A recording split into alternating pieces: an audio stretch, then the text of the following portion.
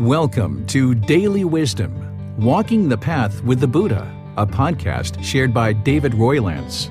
This podcast is dedicated to guiding you to completely eliminate the discontent mind and the suffering it causes by attaining enlightenment. Learn and practice the teachings of Gautama Buddha that will guide you to fully attain a peaceful, calm, serene, and content mind with joy. To support this podcast, visit patreon.com/support Buddha or visit buddhadailywisdom.com, where you will discover a full range of courses, retreats, and online learning resources to assist you on the path to enlightenment. Now, here's our teacher to share more.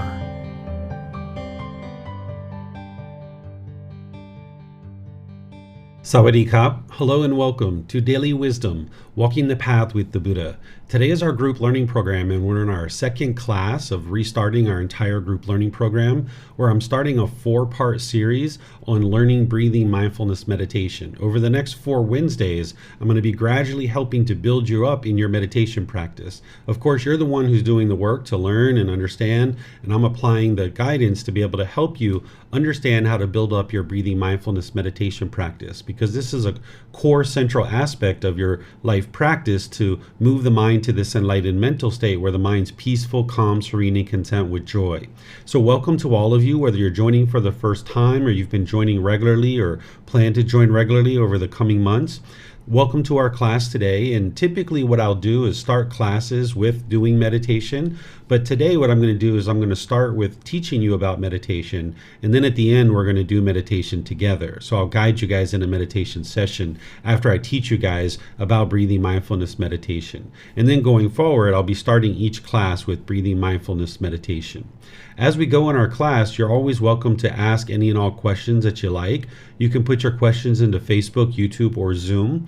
Or in Zoom, you can electronically raise your hand and ask any questions or follow-up questions directly. So I'm going to share with you the teachings on breathing mindfulness meditation by starting with some words of the Buddha, because it's helpful to understand what the Buddha taught on various topics. Understanding his original words is what's going to help guide you in your practice, whether it's meditation or any other aspect of developing your practice to move the mind to enlightenment. Studying with the original words of the Buddha is so important. So in this 13-book book series that I share, which is titled The Words of the Buddha, The Path to Enlightenment, Revealing the Hidden, there's one specific book that is devoted to meditation. It's volume 7. This is titled Breathing Mindfulness Meditation, and it consolidates the teachings of the Buddha into one book related to meditation.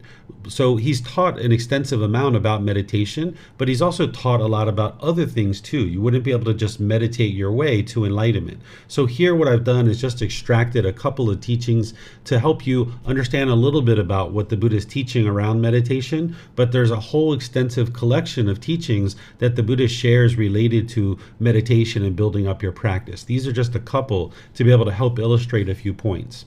This first one, he says, meditate monks, or you might think of that as meditate students, do not be complacent, lest you regret it later. This is my instruction to you.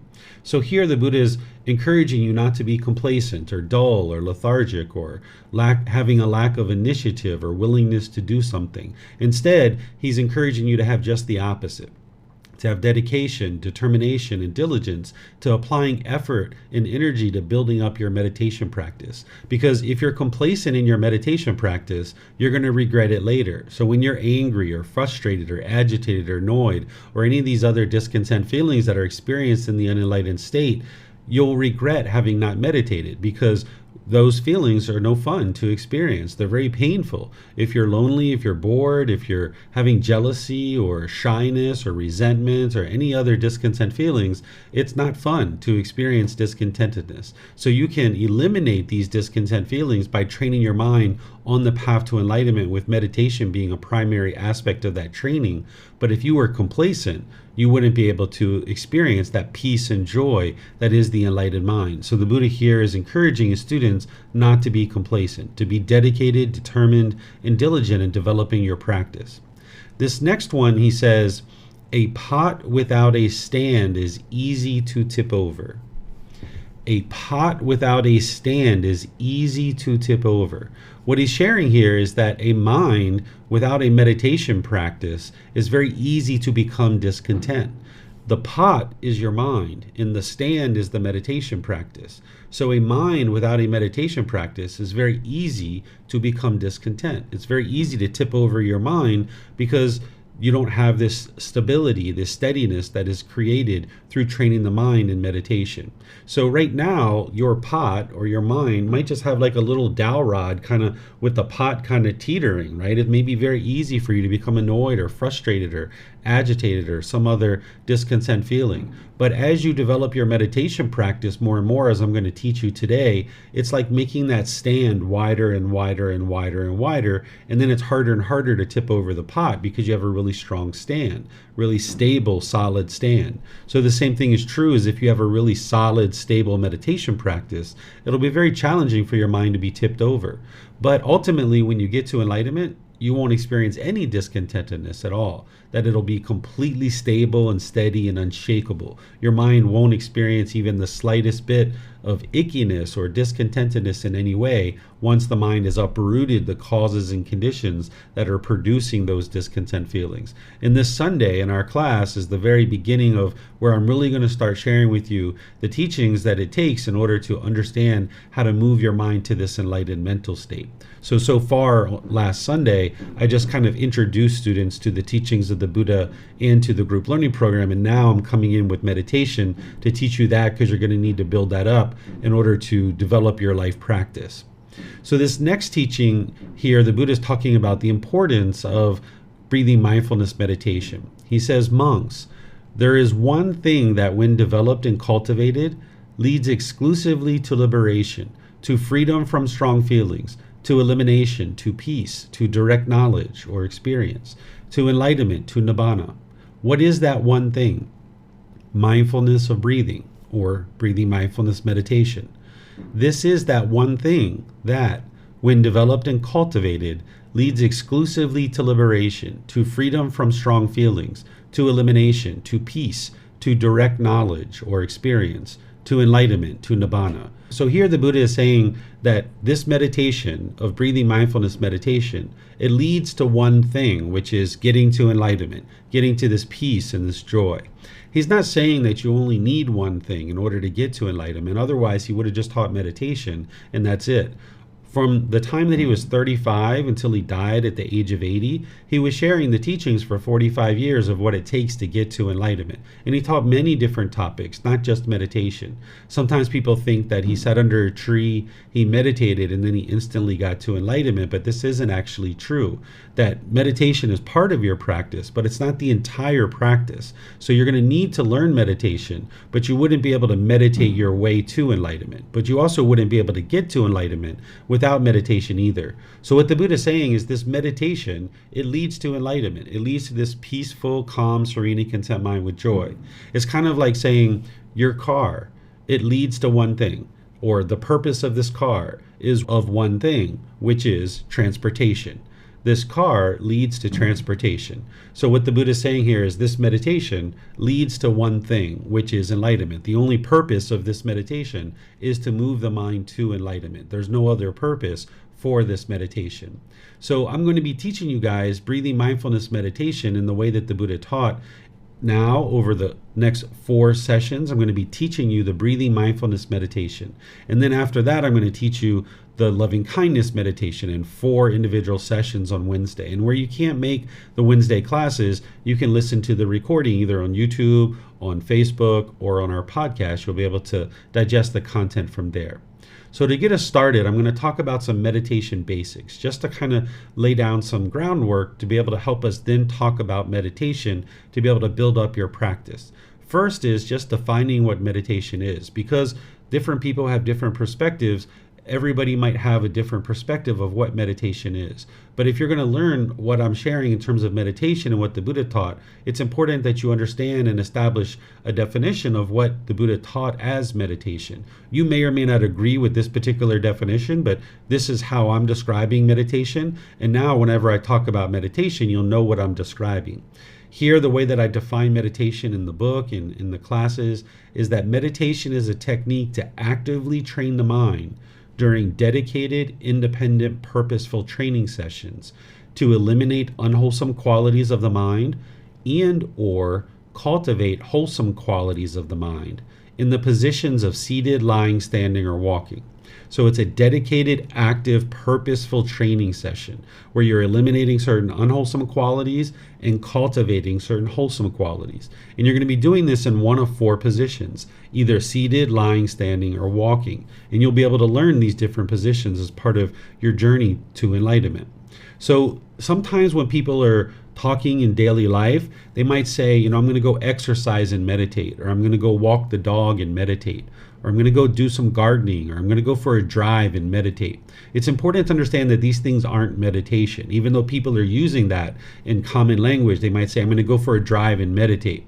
This isn't actually meditating, this is driving. Or this isn't actually meditating, it's gardening or walking the dog or exercising. And these things can be very beneficial for someone's life. They might actually really enjoy going to do these things or others. But it's important that you understand that these aren't meditation, because here in a moment, you're going to hear me share about a time, a schedule, and a frequency of how often you should be meditating. And if you thought that exercising or walking the dog was meditating, and you went and walked the dog 2 or 3 times a day, thinking that you're training your mind to get to enlightenment, you wouldn't be able to actually get to enlightenment if you're out there gardening and driving, thinking that that's meditation. Now, you may do these things in your life, but it's important to understand that it's not meditation, that it could be beneficial for you. You might really enjoy doing those activities, but don't consider that meditation. Meditation is this dedicated, active, purposeful training session to eliminate certain unwholesome qualities and cultivate certain wholesome qualities. And you're doing this in the seated, lying,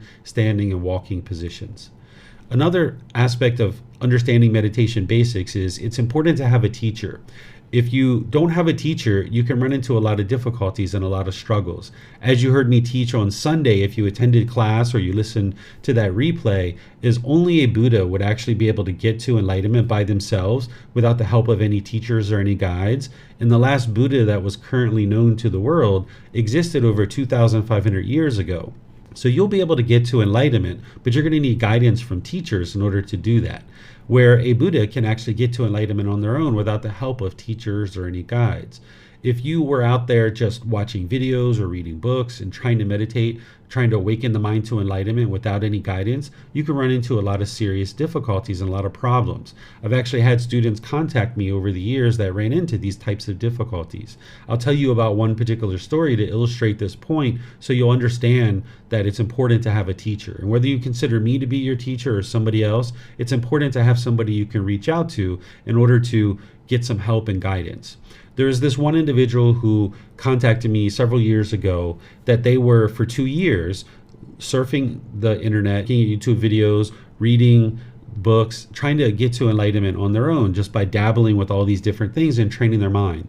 And after about 2 years, they got into some real difficult situations. This person was an actual practicing doctor, and they got to the point where they couldn't work anymore. They couldn't go to work. They were sleeping about 23 hours a day. They were in severe depression. Their relationships were starting to fall apart, and they were even having suicidal thoughts. And this is all because they were out there mixing and matching and dabbling with these teachings and doing these things to the mind that they didn't really actually understand. And they got to the point after 2 years that their life was such a calamity and so difficult that for one reason or another, this person reached out to a teacher and found help, and they found me, and they started talking to me, and they started learning for about 3 or 4 months online. And then eventually they ended up coming here to Thailand and spent a little bit of time learning here. And then they ultimately went back to their own country. And over about a 4 to 6 year period, they ultimately worked their mind out of those difficulties.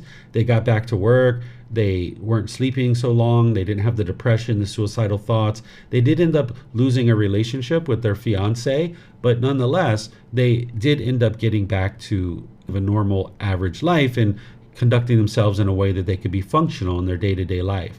I don't suspect that you will ever experience these kinds of difficulties especially if you have a teacher. But this is the potential of what can happen if you're just out there on your own, not understanding what it is that you're doing to the mind, because you don't have the wisdom of how to train your mind. So it's important to have somebody that you can reach out to. You can't ask questions to a book, and you can't necessarily reach out to an individual teacher if you don't have one. So it's important to have a relationship with a teacher, and it doesn't mean you need to contact that person weekly or monthly or even every 3 or 4 months, but just have somebody that you can reach out to when you're experiencing certain things in your meditation, and you can get help. And if what you get back from the teacher is that's normal, keep going, that can give you some reassurance and some confidence that you're on the right path, and you can just continue to keep going. But if you don't have somebody to reach out to, you can get to a situation where your mind's kind of unraveling on itself, like this individual. So again, I don't think that you're going to experience these kinds of things, especially if you have a teacher. So this is just to help you illustrate and understand why it's so important to have a teacher, because your mind doesn't have the wisdom to awaken by itself. You're going to need guidance from somebody that can help you. So make sure you have some type of teacher that you can reach out to personally. Then there's certain meditation positions that you will need to be able to learn as part of your development on the path to enlightenment. There's seated, lying, standing, and walking positions. I'm going to share with you what these positions are and how I use them. But then, as I taught you in previous classes, don't believe anything that I share. Don't just believe what I'm sharing. Don't just follow me, what I'm doing. Instead, learn what I'm sharing intellectually, then reflect on it, and then practice it and see the truth for yourself. So I'm going to share with you how I use these different positions, and then you can use them in those ways if you like and see if it works for you. But you might find other ways to use these positions too. And that's part of you developing your practice, being your own independent journey, not a follower, not a devotee, but instead you're your own independent practitioner looking to get to wisdom. So I will share with you how I use these positions, and then it's up to you to utilize these positions in different situations to see what works best for you. So the seated position is kind of like the primary position that a lot of people use. It's kind of like the go-to position in meditation because it's really accessible. You can sit on the floor, you can sit in a chair, you can sit any number of places, and you'll be able to then meditate. So oftentimes people are learning in the seated position, and that's kind of like their go-to position. So if you're sitting, you might be sitting on the floor with a cushion under your rear with your legs lightly crossed, or you might be sitting in a chair with your feet flat on the floor or lightly crossed at your ankles. It's up to you to sit however you're comfortable. I'll give you some guidance on the sitting position when we actually do meditation today. But in the seated position, there might be times where you feel pain. Maybe your hip, your knee, maybe your back is hurting, and that's where lying position comes in. If you lie on the floor on your back, face up, with your arms out to the side, in yoga I think they call this resting pose or corpse pose or shavasana. This is a pose that where all the muscles in the body are completely relaxed, where you can lay on the floor and go face up. You could also do this in a bed too, but the challenge with lying position is you can sometimes potentially fall asleep. What you're doing with the mind in all these 4 positions is exactly the same, but as you're lying, you could notice you're falling asleep. You could even notice that in the seated position. Sometimes people fall asleep there. So if you're noticing that you're dozing off, you might switch to like a standing position or a walking position. The standing position, you just stand up on your 2 feet. You put your arms in the front of you with your hand lightly clasping at the wrist, or you put your arms along the side of your body, or you clasp your wrist behind your back. So it's really whatever is comfortable for you. So there's the standing position. This can kind of invigorate the mind a little bit, that you're not lying, so there's less of a tendency to fall asleep. And then there's walking position, which is also good if you're starting to fall asleep, but also it's really good if you have an overactive mind. Sometimes you might be looking to sit down and meditate, and the last thing you're thinking about is being still and being in one spot. You might have an overactive mind. And in this situation, you can do walking meditation. This is a very specific way of walking. It's very intentional walking. And I have some different videos and online classes where I've taught this. So if you'd like to learn walking meditation, I don't teach it as part of the group learning program because I use a stationary camera. But in some of the other courses and retreats that I teach and some of the videos that I've created. I've had somebody follow me around with a camera. So you can easily go access a video on our YouTube channel by searching on our YouTube channel for walking meditation, and you'll learn how to do this. Because this is really helpful as a standalone. You could just do walking meditation to get rid of that overactivity in the mind, or you could integrate it with some of these other positions. You don't need to just take one position and keep with that position all the way through your meditation. You can actually interchange these. So say you sat down to meditate for 3 minutes, 5 minutes, and you're noticing that your mind's overactive, you can switch and go to walking. Or maybe you're on your way to meditate and you're noticing that your mind's overactive or you're a little bit sleepy. Maybe you start with walking and then maybe you switch over to seated. And then maybe you go back to walking too. You can switch them back and forth. It's really up to you how you use these different positions. So I'm going to pause here and see what questions you guys have about anything that I've shared so far, just to kind of get you started with some of the meditation basics. And then I'm going to go into some more detail about starting and conducting a meditation practice. So if you have questions, you can put that into Facebook, YouTube, or Zoom in the comments section. Or in Zoom, you can electronically raise your hand. I'll call on you. You can just open up your mic and we'll be able to hear you. And you can ask any and all questions that you like.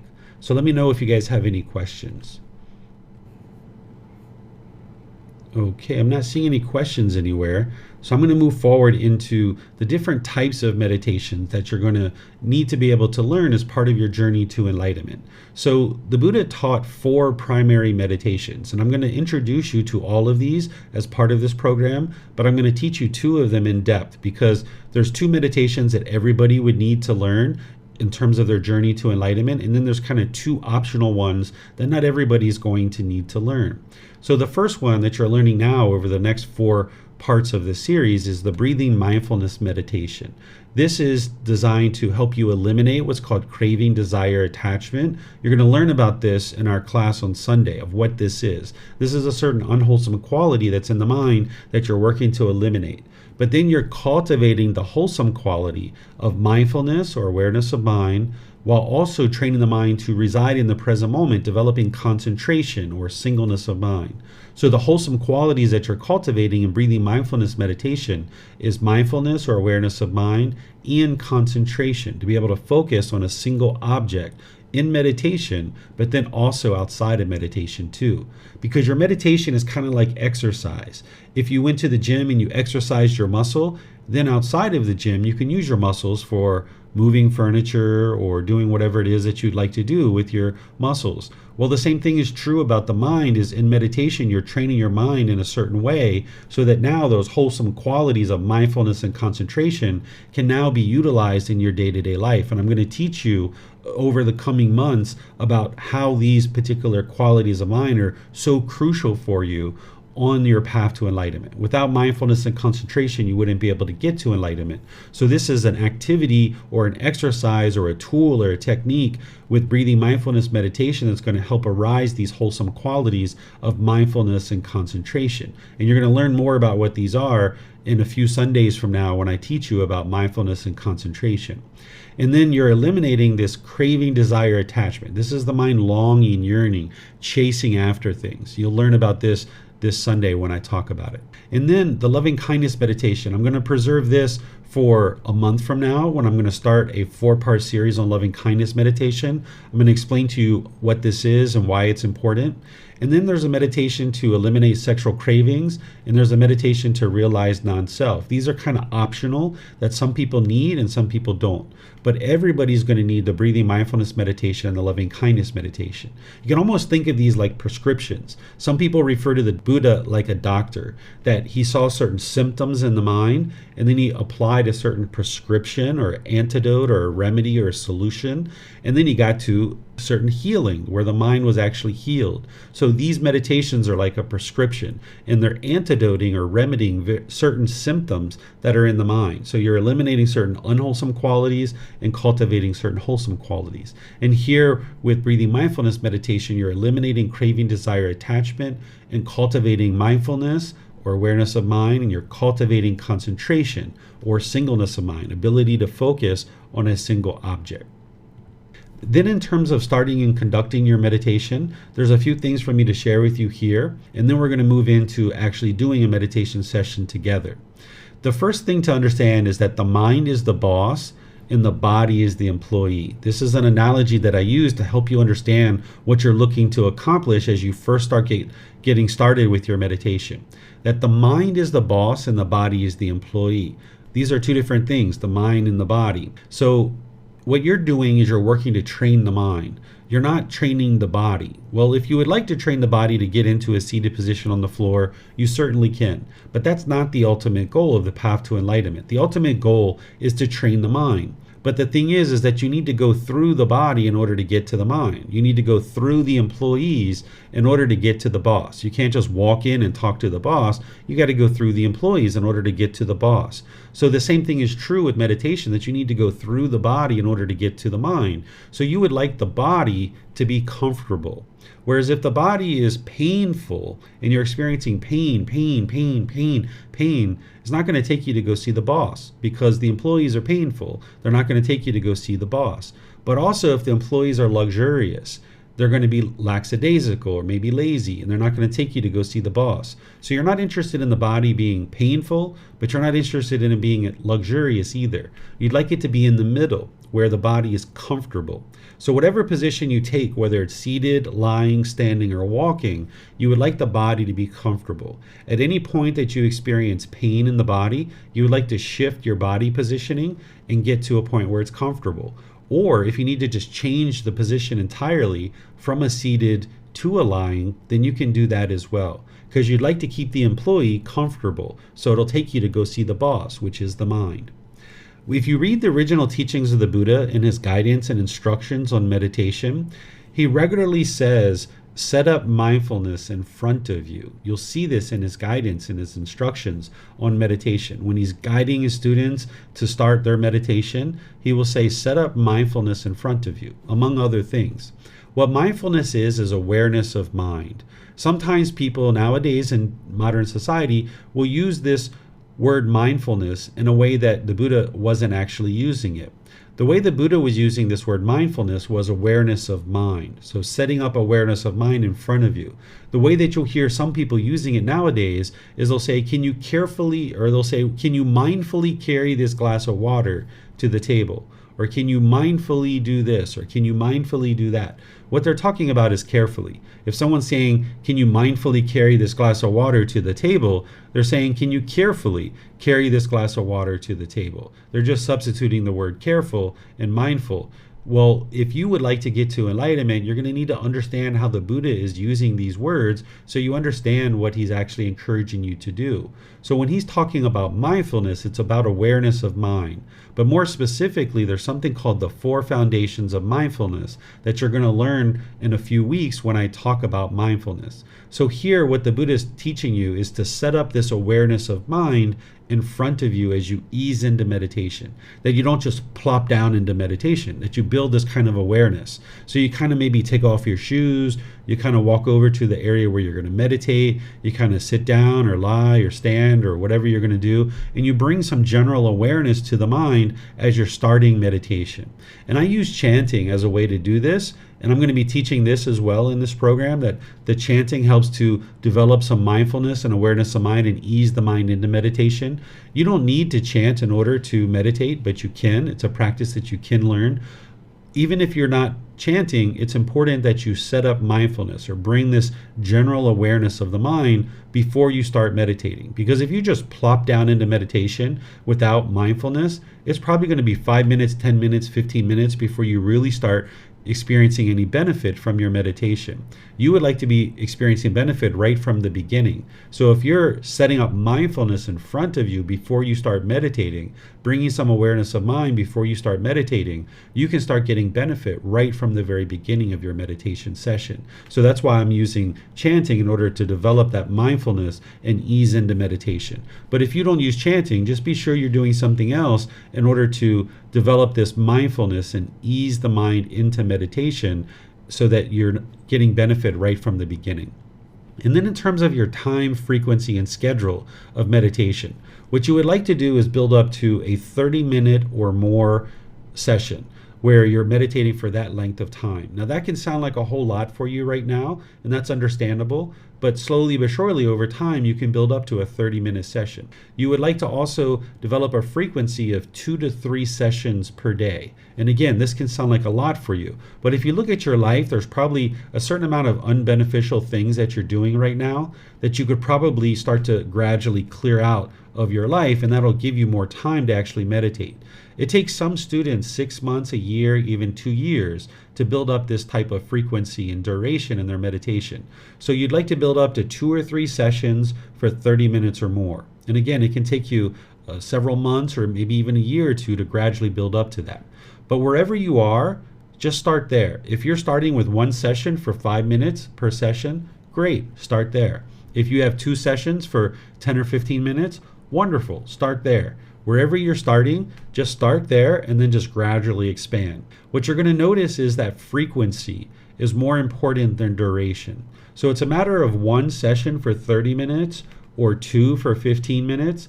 Go for the 2 for 15. This is actually going to be much more beneficial for you than the 1 for 30 minutes. And then wherever you start in terms of what you start in your practice, then just gradually expand it from there. You're not going to be able to have a fixed schedule for meditation. Like if you set up a schedule for yourself that you're going to meditate every day at 8 a.m., you're not going to actually be able to do this because your schedule isn't going to be permanent. It's going to be constantly changing. There's been times where I've been meditating and my son might walk in and say, "Hey, Dad, I need you to take me to school." And I've only been meditating for maybe 3 minutes or 5 minutes. And I'll say, "Well, I thought your mom was taking you to school today." And he's like, "Yeah, me too, but she's gone, so I need you to take me to school." So I needed to stop my meditation and get up and go take him to school. So you're not going to be able to have a fixed schedule where every day at 8 a.m. you're going to meditate. So what the Buddha did is he had these anchor points where he meditated morning, midday, and evening. You can see it in his teachings where he talks about this. The Buddha wasn't actually able to keep track of precise time because 2,500 years ago, they didn't have a timepiece to be able to keep track of precise time. So he didn't meditate for exactly a certain amount of time. He didn't meditate for at 8 a.m. every day or 1 p.m. every day or 5 p.m. every day. He wasn't able to do that. He meditated morning, midday, and evening. So there's nothing special about 3:30 a.m. that's going to make that more beneficial for you than meditating at any other time during the day. The Buddha didn't need a timepiece in order to get to enlightenment, and neither do you truly. But you're going to need to have these anchor points where maybe sometime in the morning you're going to meditate and maybe sometime in the evening. That's maybe your standard meditation is morning and evening. And then where you can, try to get in a midday meditation as you're able to. And as I mentioned, your frequency is more important than duration. So if you do 2 for 5 minutes and that's where you start, wonderful, just start there. Some people might try to meditate with an alarm or something like this.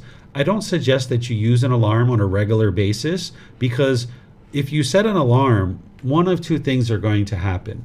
You're either going to be in meditation thinking, is it time yet? Is it time yet? Is it time yet? Is it time yet? Your mind's going to be obsessively thinking about that. And you're going to need to let that go because that's the mind craving and the longing and the yearning. Or you're going to be deep in meditation, getting all kinds of benefit, and then your alarm's going to go off and you're going to realize like, wow, if I didn't set my alarm, I could have gotten so much more benefit out of this meditation. So if you don't need an alarm, it's best to not use one. Now, in some situations, you're probably going to be on your way to work and you only have 20 minutes to meditate, or you might be on your way to do something else and you only have 15 or 20 minutes to meditate. So in those situations, go ahead and use an alarm if you need to. But maybe in the evening or on the weekends when you're off, you don't need an alarm, then don't use one. Because setting your alarm is kind of like, I know what I'm going to be doing 20 minutes from now, and it's not going to be meditation. But you don't truly know what you're going to be doing even 1 minute from now or 5 minutes from now. Things are constantly changing in life. So if you set an alarm, it's going to put the mind in a situation where it's craving, is it time yet? Is it time yet? Is it time yet? Or you're going to be deep in meditation, getting all that benefit, and then your alarm's going to go off and it's going to stop all the beneficial results. So in situations where you don't need an alarm, it's best to not use one. Then as you're starting to meditate, you might notice sleepiness, particularly within the first 3 to 6 months, you might notice a certain amount of sleepiness during your meditation. This is occurring because to train your mind and uproot these pollutions out of the mind, there's a certain amount of work, a certain amount of effort and energy that goes into this. And your mind's going to potentially get sleepy as you're doing this. But also, as you're lifting this pollution out of your mind, you're going to notice improved sleep, that your mind is going to be more interested in sleeping perhaps, and it's going to be easier to sleep. And then when you do sleep, you're going to get a better and better quality sleep as you train your mind more and more. So you might notice in the first 3 to 6 months of starting a meditation practice that you get very sleepy during meditation or after meditation. So if this is the case, that during your meditation you're getting sleepy, you have one of two things you could do. Is one, you could just change positions. If you're in a seated or lying position, switch to a standing or a walking position. This is one thing you can do. If you'd like to extend your meditation sessions, is just switch to a different position. Or if you're noticing that you're sleepy and your mind hasn't been getting very much sleep and now it's starting to sleep better and better, having a better quality sleep, the second thing you could do is just get some sleep.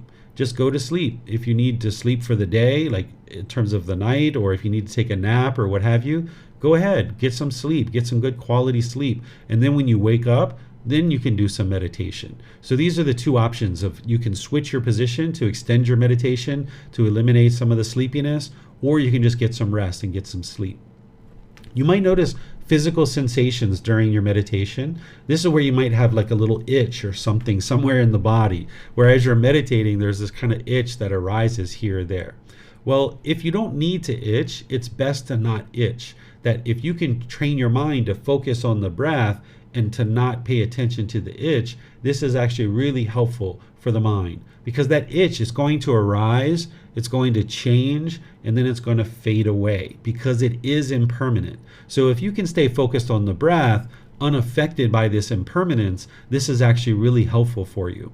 But when you're first starting out, you might not have that discipline or that control of your mind. So if you're 5 seconds into this itch and you're just like, oh, I got an itch, okay, go ahead and itch. You might notice that when you itch one spot, another one props up and another one crops up over here, and you might notice that you keep itching. So what you would like to do is, if you had to itch after 5 seconds, maybe next time an itch arises, try to go to 8 seconds or 10 or 12. And then if you have to itch that one, okay. But now expand it. Try to go to 15 seconds or 20 seconds. And eventually get to the point over multiple meditation sessions where you can notice that there's an itch that arises, it changes, and it fades away. And you can just stay focused on the breath. You don't need to itch it. But initially, as you're getting going, you might need to actually do this as you're training your mind to have more discipline and more control. You might notice visual stimulation during your meditation.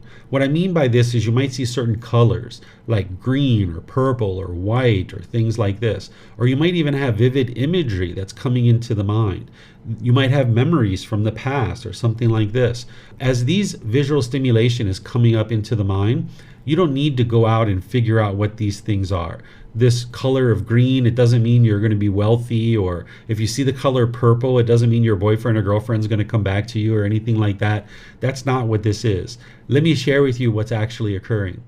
The mind is one thing and the brain is something else. These are two completely separate things. And as you're training the mind, there's actual changes that are occurring to the brain.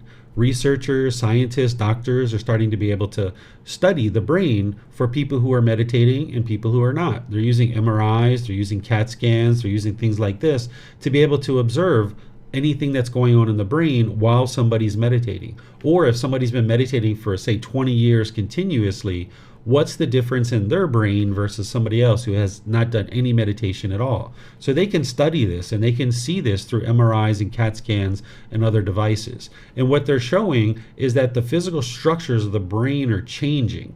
And you might actually notice this as you're meditating, that the physical structures of the brain are changing. I know that I used to walk around with a lot of pressure in my skull. I used to get a lot of migraine headaches to the point where I would vomit. Sometimes 3 to 5 times a week, I would get migraine headaches in the past.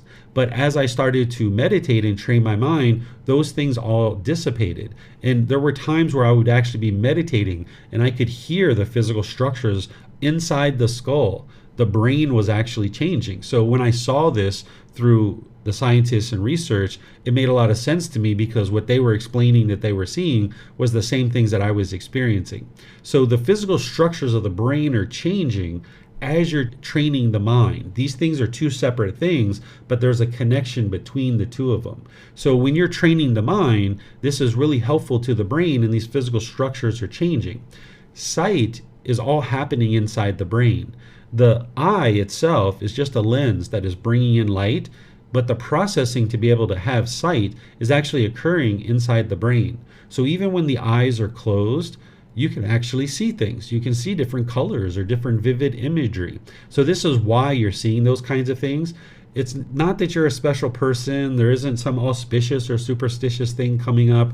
You don't need to go out and think that way or have any kind of conceited thoughts. Just understand that if you see these different colors, that it's impermanent, it's temporary. You might see them for a period of time, even a number of months or a number of years, but eventually you'll move past that because all the structures of the brain have actually changed, and now you won't be experiencing that anymore. There's nothing harmful, there's nothing painful, or it's not going to shake you up, but just know that you might have visual stimulation during your meditation. And it's nothing to go out and try to seek an answer for, because the answer is that it's the physical structures of the brain changing, and this is really healthy and very good for you as an individual.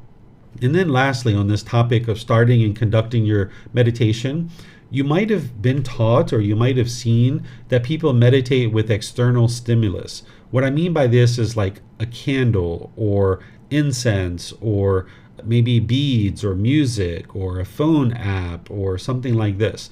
If you are actually meditating with those now, or you've heard of other people meditating with those things, I encourage you to not do those things and gradually move your mind away from those things, because the mind can grab on to these things and be attached to them. And what you would like to do is build up a practice where you strip all that away, where you only need 3 things to meditate. And you'll have these 3 things with you all the way through this entire life.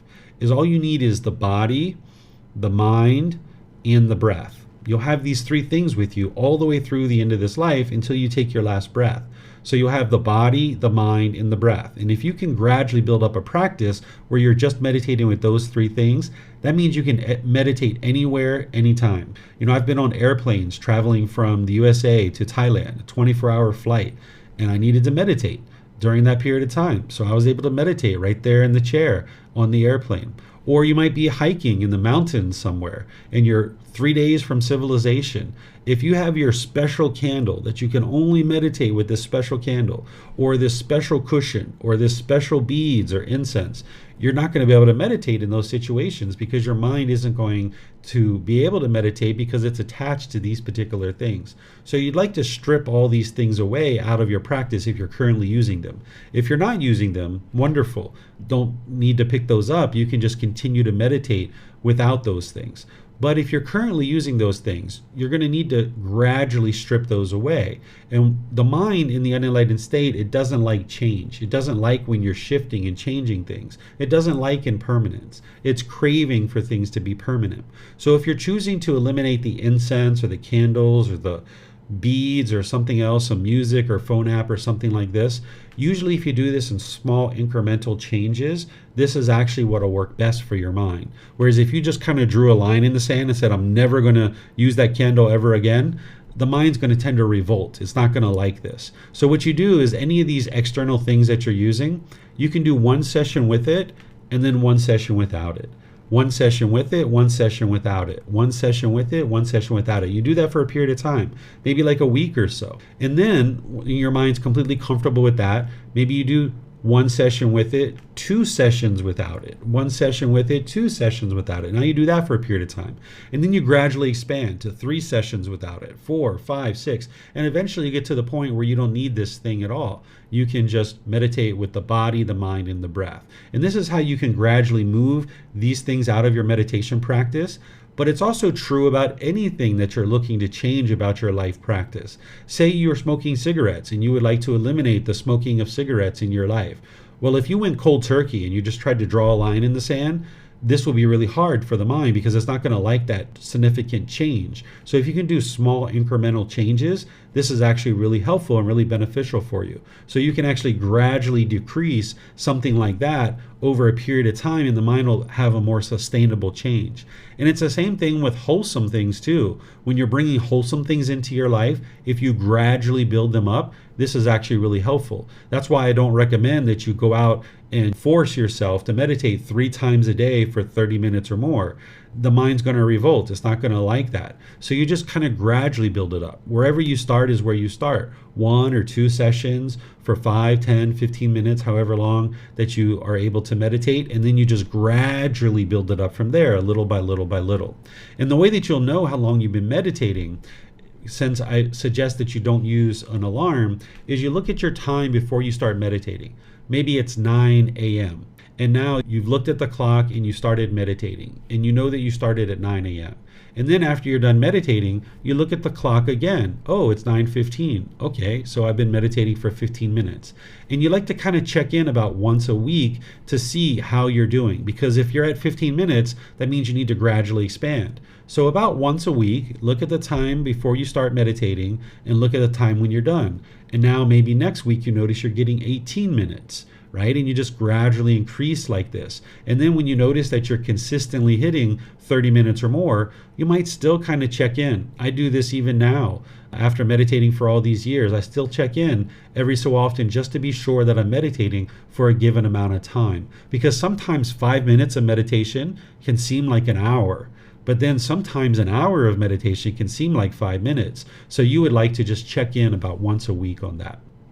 So let me know what questions you guys have here related to anything that I've shared. Again, you can put that into Facebook, YouTube, or Zoom. Or in Zoom, you can raise your hand and ask any questions that you like. Okay, I'm not seeing any questions anywhere.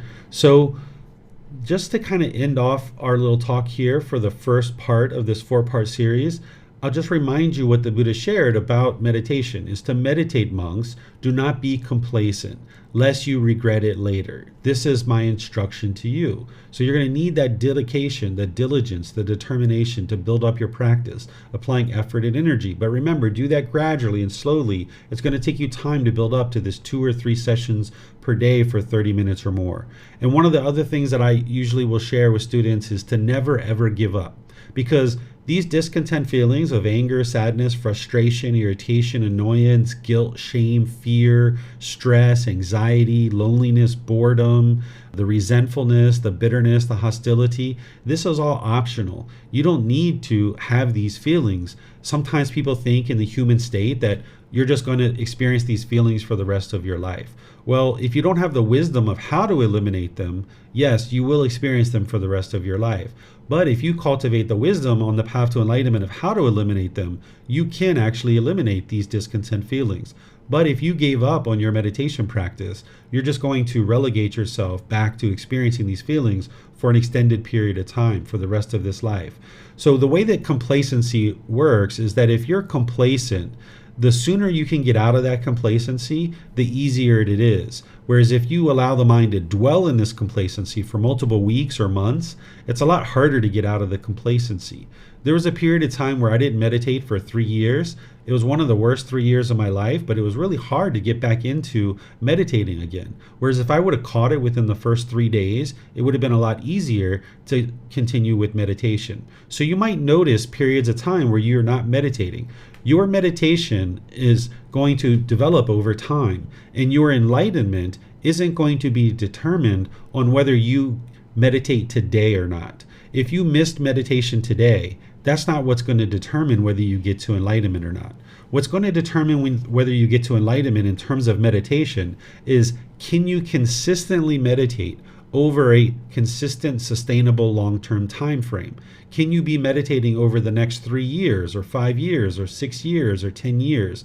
If you miss a meditation here or there, that's normal. That's understandable. That if you did, say, 2 sessions a day, that means in a month, you're going to be meditating about 60 times.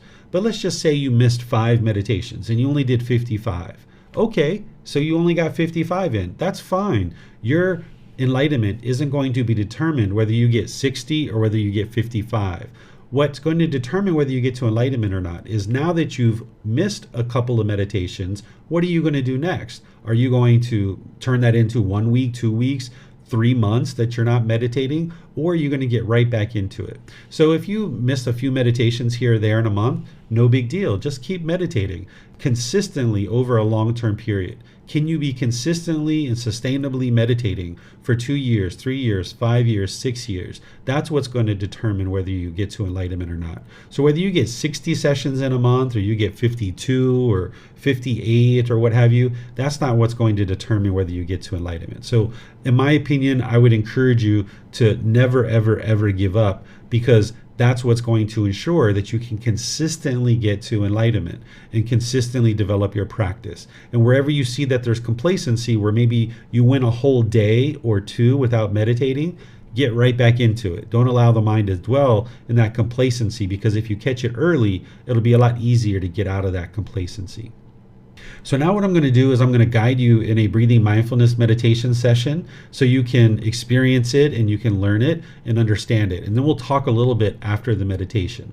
I did a meditation with students on Sunday prior to class, just kind of jumped right into it and we did meditation. But now you've got a bit more background. And if you're listening to this on the replay, I still encourage you to go ahead and do the meditation so you can get used to meditating regularly. So you would like to take a position either seated, lying, or standing in one of those 3 positions. What you're doing with the mind is going to be exactly the same. I'm going to guide you in the meditation once we get into meditation, but I'm going to ease us into meditation with some chanting. And if you know these chants, you're welcome to chant along as we ease into meditation. There's nothing mystical or magical. There's not a rite or ritual or ceremony or worship with this chanting. It's not a prayer or anything like that. It's just to help invigorate the mind and ease the mind into meditation by setting up mindfulness in front of you. And there's some other benefits too that I'm going to be talking about when I get to that in the group learning program. So if you'd like to take a position of seated, lying, or standing, I'm going to start with the chanting to ease us into meditation, and then afterwards I'll come back with some guidance, and then there'll be a period of time where it'll be quiet, and then I'll come out of the meditation with some more chanting as well.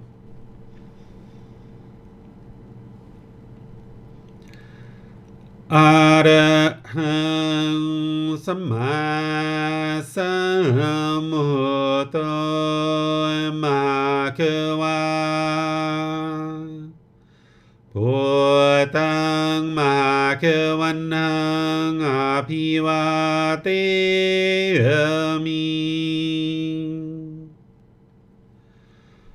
Savakhato Bhagavata Dhammo Dhammang Namasami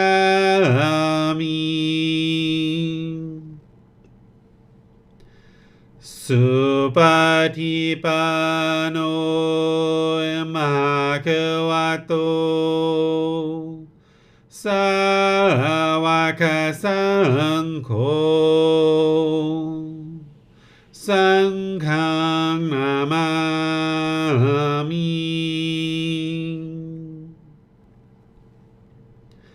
Namo Tassa Bhagavato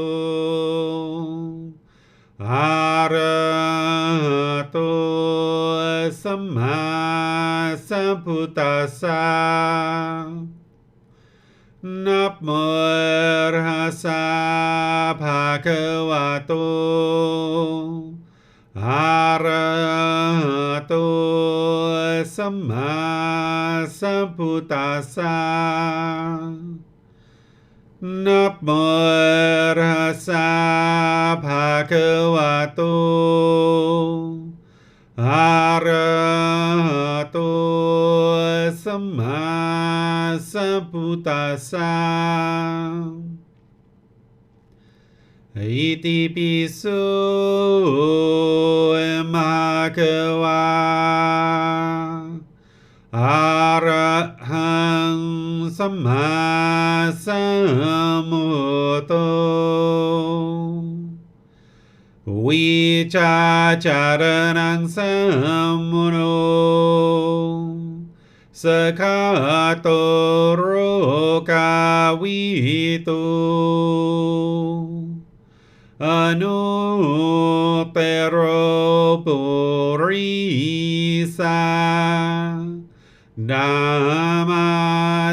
ติสัตตาตาวามนุสนังพุทโธภะคะวะติ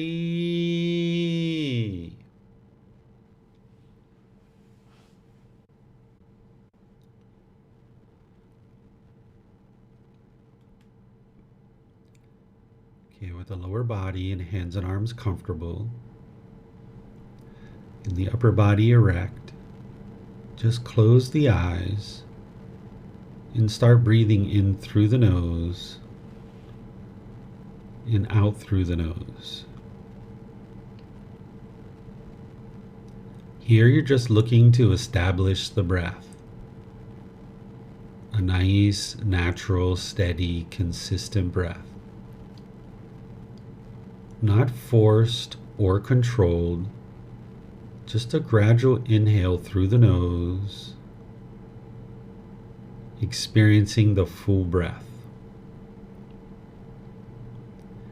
And then when you're ready, exhale out through the nose. Breathing in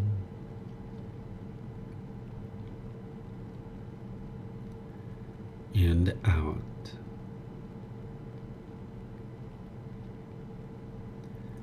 Breathing in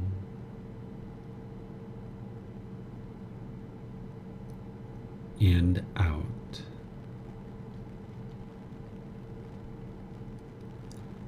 Your breath may not match up with the guidance that I'm providing, and that's okay. This is your practice. I'm just here for guidance. You can use this voice as a reminder that whenever you get to the next inhale, breathe in gradually through the nose, establishing a nice, natural, steady, consistent breath. And then, whenever you're ready, exhale out through the nose, experiencing the full breath. Breathing in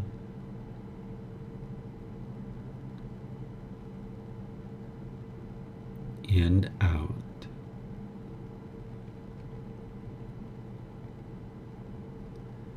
Breathing in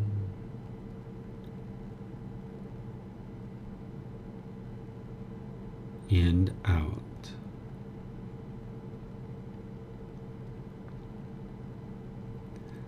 Once the breath is well established, start fixating the mind on the breath, either the sound of the breath coming into the nose or the sensation of air moving over the skin into the nose. The breath is the present moment. Fixate the mind on the breath, the present moment. Breathing in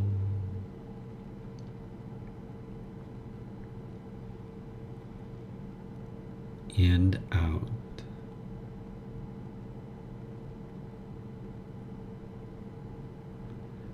Breathing in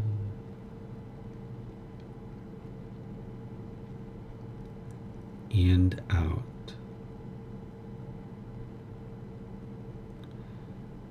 With the mind fixated on the breath, whenever you notice that it moves off the breath, cut that off, let it go, and come back to the breath, the present moment. No need to observe the thought, label it, judge it, analyze it, or even try to figure out where it's coming from. Whenever you notice that the mind is moved off the breath, cut that off, let it go, and come back to the breath, the present moment. Breathing in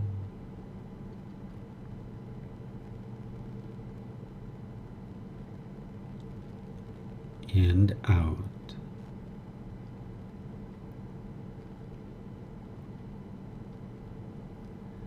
Breathing in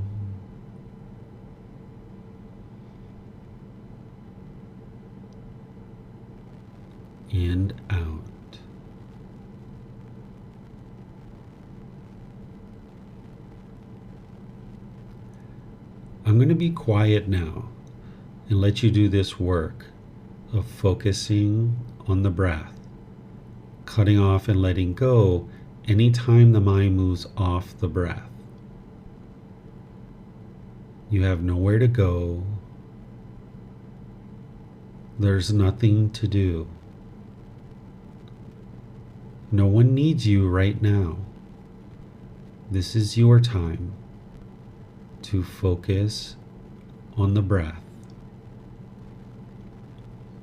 Breathing in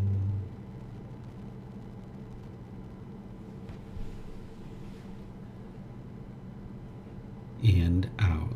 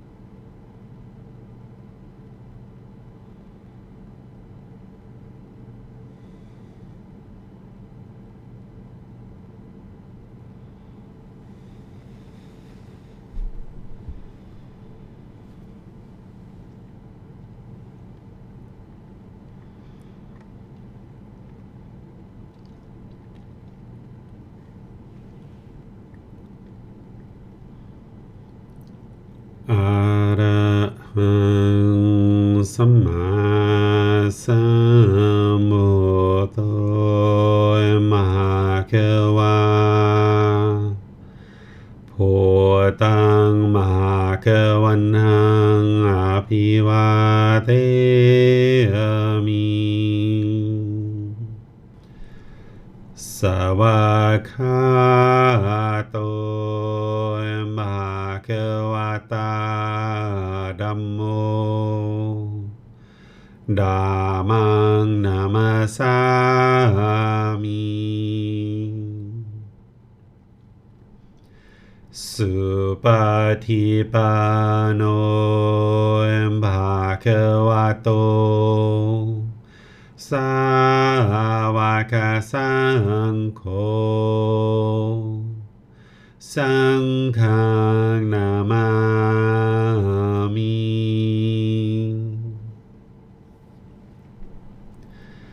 นะโมตัสสะภะคะวะโตอะระหะโตสัมมาสัมพุทธัสสะนะโมตัสสะภะคะวะโตอะระหะโตสัมมาสัมพุทธัสสะนะโมตัสสะภะคะวะโตอะระหะโตสัมมาสัมพุทธัสสะอิติปิโสมหาเขวาอะระหังสัมมาสัมพุทโธวิจาจารณังสัมโมโนสคาโตโรกาวิโตอนุเตโรปุริสาธัมมาสติสัตตาตาวามนุสนังพุทโธภะคะวะติ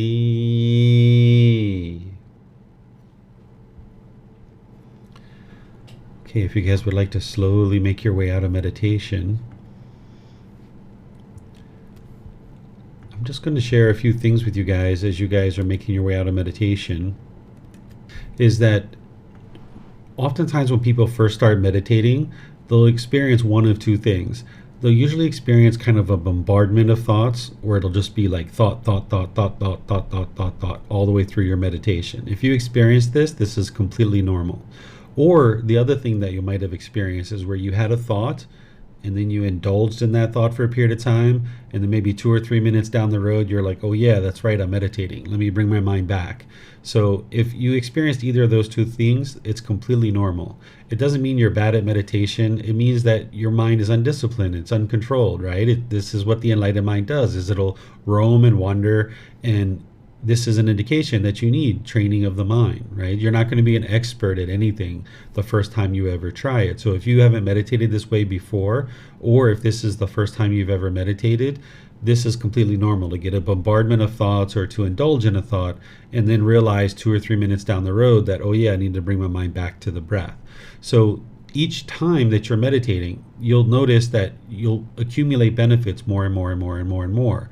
The goal of this meditation isn't to eliminate your thoughts. That's not the goal. Even when your mind is enlightened, you're still going to have occasional thoughts during your meditation. The difference is that in the unenlightened state, you get the bombardment of thoughts, or you indulge in a thought for a period of time before you realize you need to bring your mind back.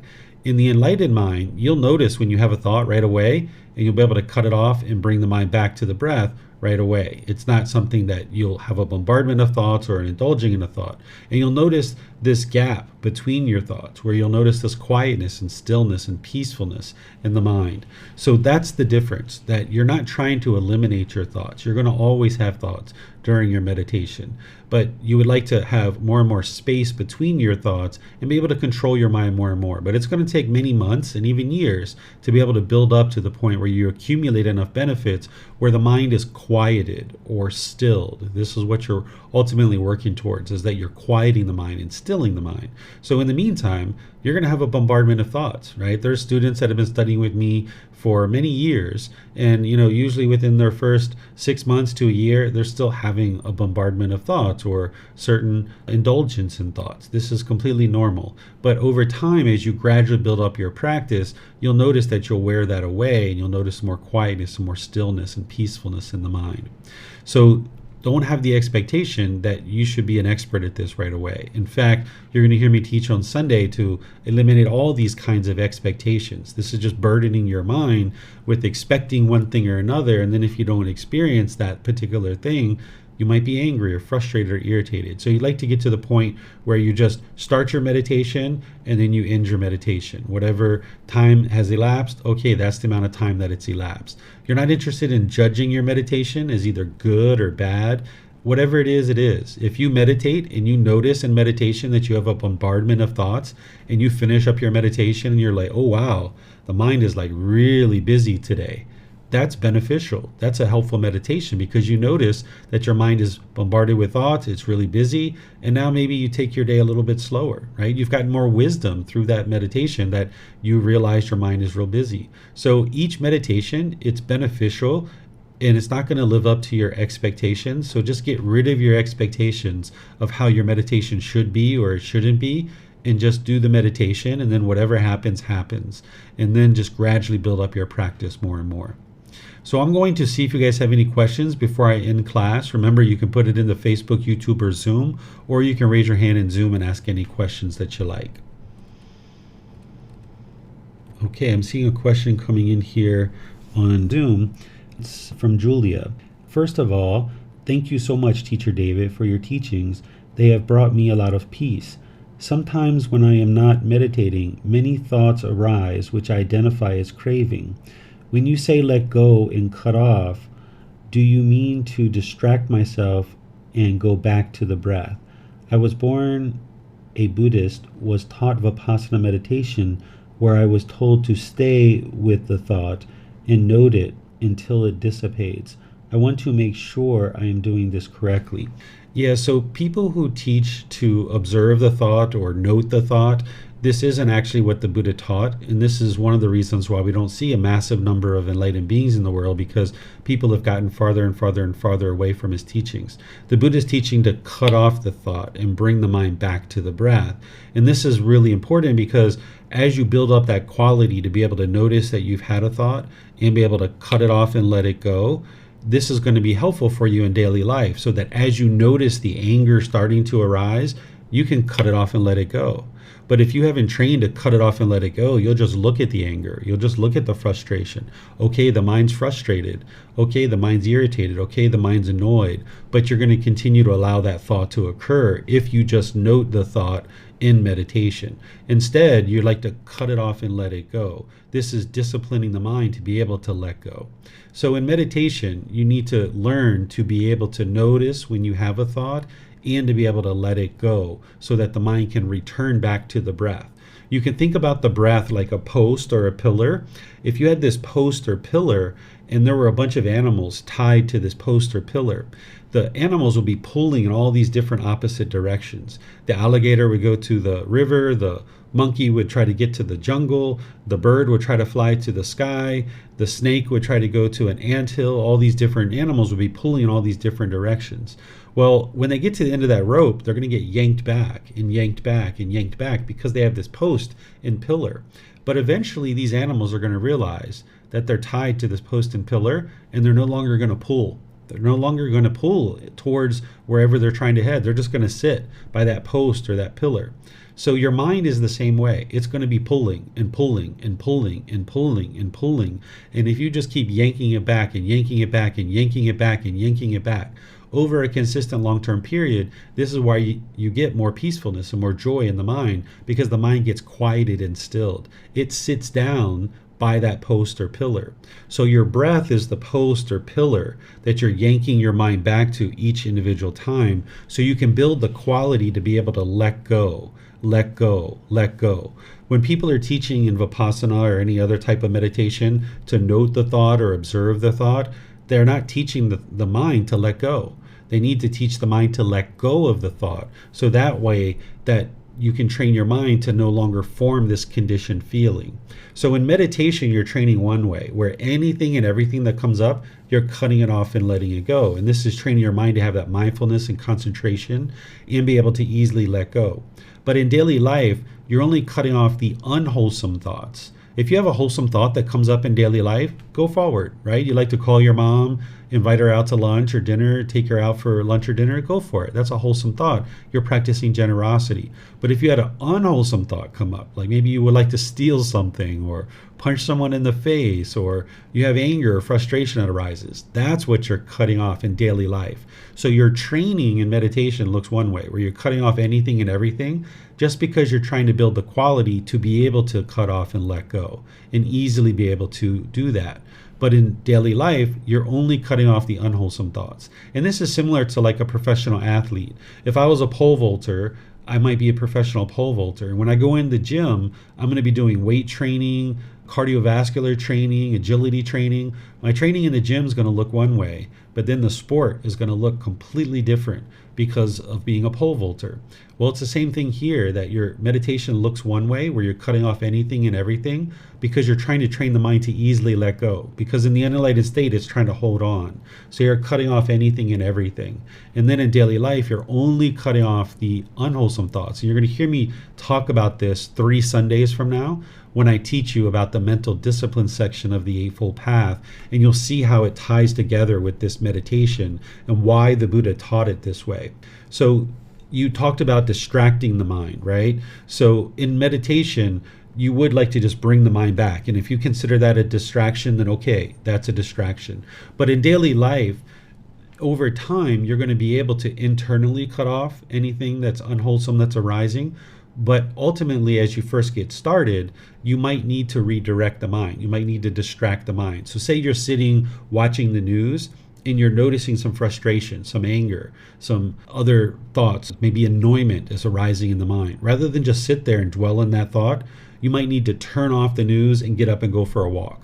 This is cutting off and letting go, like redirecting the mind somewhere else. As you train in meditation and you train by redirecting the mind in daily life like this, over time, you'll get to the point where you can internally cut it off. You won't have to get up and go do something. But as your mind is still just getting started on your training, these are the ways that you train your mind to let go, because it doesn't want to let go. It's going to hold on and hold on and hold on due to its clinging. So great question there. Thank you for that. Let's see if we have any other questions coming in. Okay, let's see. I'm not seeing any other questions anywhere. So what I'm going to do is just end class here by thanking all of you guys for joining, and invite you to attend our future classes. That on Sunday, I'm going to be starting a 3-part series on the Eightfold Path. This is the path to enlightenment. It's going to help you to understand the core central teaching of the Buddha and how to make your way to enlightenment through understanding these 8 individual factors. But I'm going to be breaking that down over 3 individual classes so we can penetrate deeply into each individual aspect.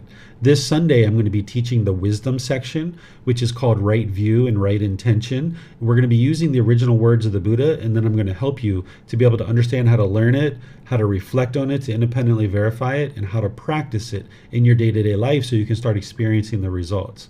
And then next Wednesday, I'm going to be sharing the second part of this Learning Breathing Mindfulness Meditation class, where we'll start our class with Breathing Mindfulness Meditation. We're just going to do it together, and then I'm going to open up to any and all questions you guys have, because between now and Wednesday, you'll have a chance to practice. Between the next 7 days, you should be able to practice a bit of meditation, and you might have some questions. You can always ask questions by putting them into the Facebook group, by asking questions in classes, by sending me a private message, or scheduling personal guidance by going to our website. You'll be able to see a link where you can schedule personal guidance one-on-one, and we meet in Zoom together.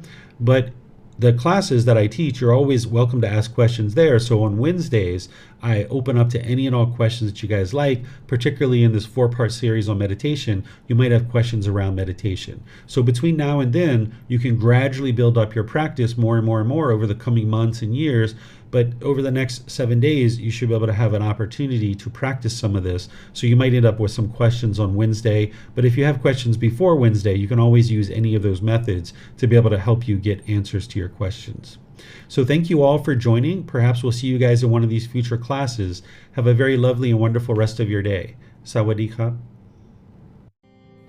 Thank you for listening to this podcast. To provide support for this podcast, visit patreon.com/support Buddha. To access more teachings, visit buddhadailywisdom.com. There, you will discover a full range of courses, retreats, and online resources to assist you on the path to enlightenment. Remember to establish a daily, consistent meditation practice, along with learning and practicing these teachings. A well-developed meditation practice is the foundation in which to train the mind to attain enlightenment.